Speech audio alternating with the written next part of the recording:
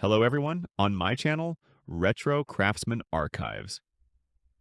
Today I will show you an old instructional video from 1940 that illustrates woodworking in mills, construction, and cabinet making.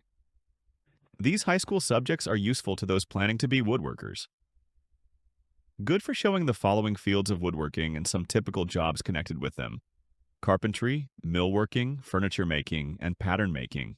Carpenters erect the scaffolding, which is an example of rough carpentry and does not require a high degree of accuracy or tool skill. Building forms for concrete work is also rough carpentry, for when foundation walls are to be of solid concrete, forms are necessary to provide reasonably smooth surfaces. Today, plywood is used extensively for this purpose because of its flexibility and large, smooth surfaces.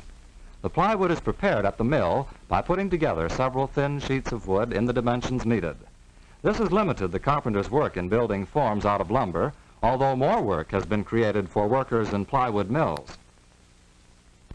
On many smaller buildings, the forms for concrete pouring are still made from common lumber and provide work of rough nature for the local carpenter. A barn is an example of rough carpentry, as are hog houses and other farm buildings, such as poultry houses, machine sheds, granaries, and corn cribs. Building a house involves a considerable amount of rough carpentry. When the foundation is ready, sills and joists are laid. And where extra strength is needed, diagonal braces, called bridging, are nailed between the joists. This is rough work, as no attempt is made to get the angle of cut exactly right.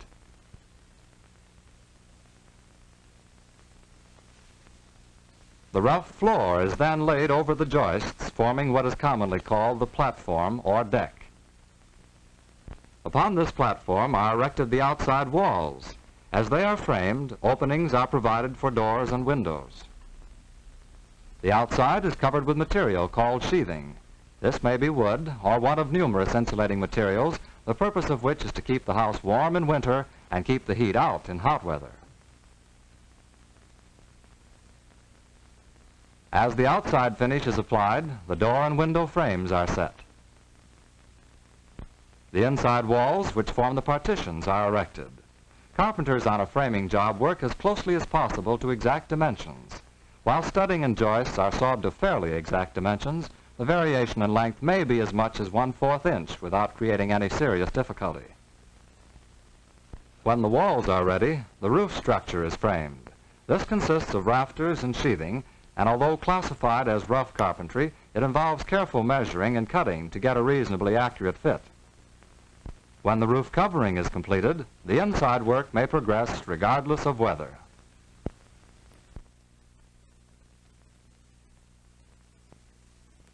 After the plastering is finished and properly dried, the carpenters return to install the inside finish. This requires very careful, accurate work in order that all parts will fit exactly. Certain fixtures, such as stairs and cabinets, are usually built at the mill, but their installation on the job requires skill and judgment. The carpenters lay the floor, usually of hardwood, over the rough flooring.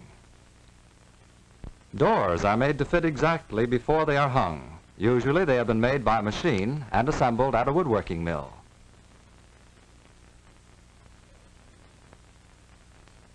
Cabinets of various kinds and sizes which have been assembled in the mill are grouped together in the finished house to form any cupboard arrangement which may be desired. In former days, such cabinets were entirely built by the carpenters on the job. Today, the field of cabinet making has been reduced greatly by the substitution of other materials for wood and the use of specialized machines in woodworking mills.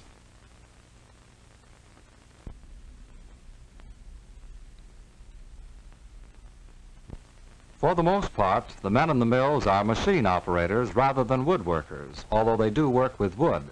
A certain degree of skill is necessary to operate the machines, however, and this work provides considerable employment. In the assembly departments, the workmen put together window sash as well as doors. If the machine work has been done properly, the assembly usually goes along without difficulty. However, just a slight variation in the size of a piece or swelling of the wood due to excessive moisture in the air may cause problems which require considerable judgment and skill to solve. In the stair building department, special orders, which vary from stock designs, create problems which require ingenuity and some creative ability on the part of the stair builders. Consequently, this is a very high type of work, and only woodworkers with great skill and long experience are entrusted with it. To those well qualified, it offers a very satisfying occupation. In the woodworking field, there are jobs for workers of all degrees of skill. If you prove your ability to take on extra responsibility, you may become a foreman or an inspector.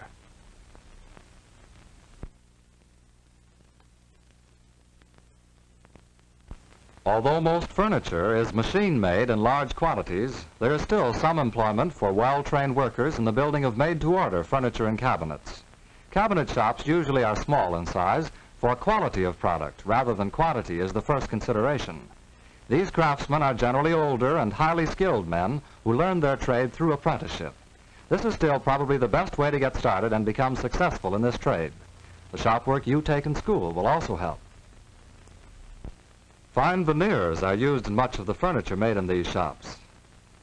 In the mill, the veneer is sliced from logs in thin sheets by great knives and then cut into sections of convenient size. In the furniture shop, the veneer is glued to the groundwork or core of solid wood. The veneer is placed in a press where the glue sets and the layers become fastened solidly together. Effects of great beauty are obtained by using veneers, and this work calls for skill and true artistry in selecting and combining various woods and veneers. Craftsmen such as these are able to perform many different operations in the shops, even to finishing the furniture with stain and varnish. Fine furniture making is a fascinating field, but one which is somewhat limited because the higher cost of skilled handwork reduces the market for such articles.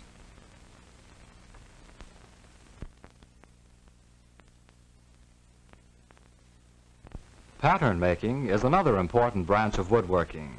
This wooden pattern of a flywheel, for example, is necessary in forming a hollow mold in sand into which molten metal is poured to form this metal casting. Later, the casting is machined and finished ready for use.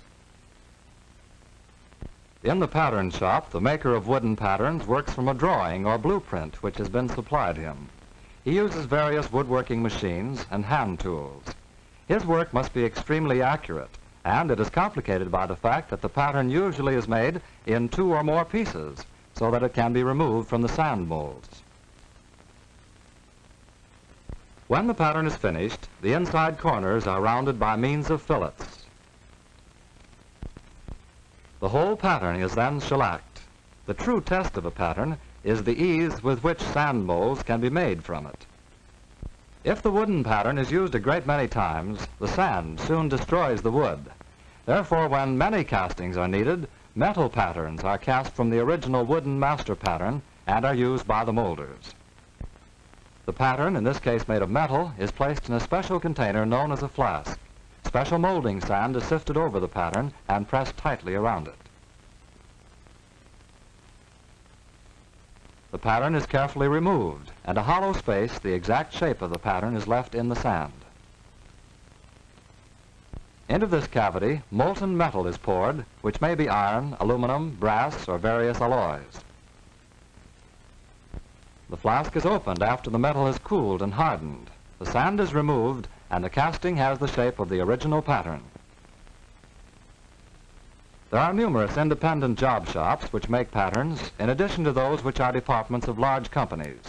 The independent shops do a much wider variety of work, although they employ the same principles and processes. Because of the great variety of work, they frequently require a higher degree of skill on the part of their workmen.